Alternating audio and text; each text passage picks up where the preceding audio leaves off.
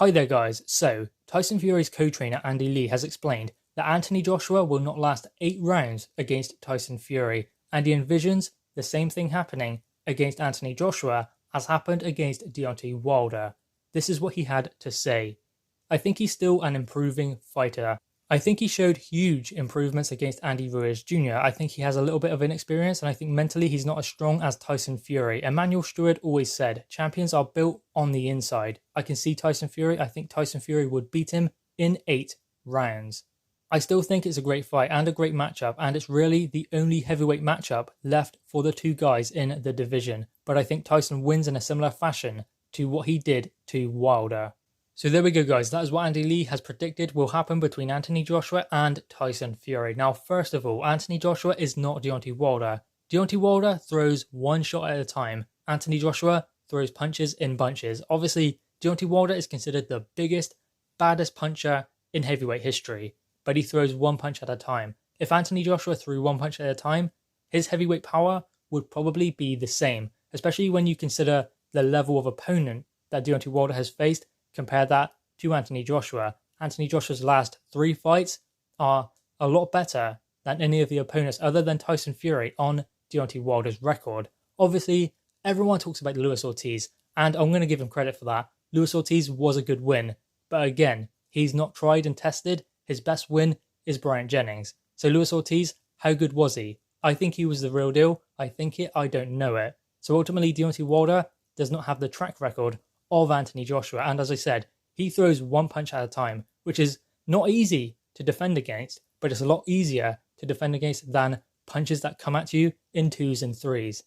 And that is what Anthony Joshua would do. He would get into range, land his combinations, and then get off out of range as well. Use angles. Deontay Wilder was backing up in straight lines or just throwing a jab and moving to his left. Tyson Fury worked out Deontay Wilder within the first 3 minutes, probably even quicker than that. He knew what Deontay Wilder was about in the first fight anyway. So Deontay Wilder was easy for Tyson Fury to suss out and figure out what he was going to do. Put him on the back foot. He's a front foot fighter, so push him back. How's he going to deal with that? He can't. Anthony Joshua can fight going forward. He can fight going back. He can hold his feet. So he's a different fighter to Deontay Wilder. So saying that the same thing will happen and Tyson Fury will do the same thing is not naive.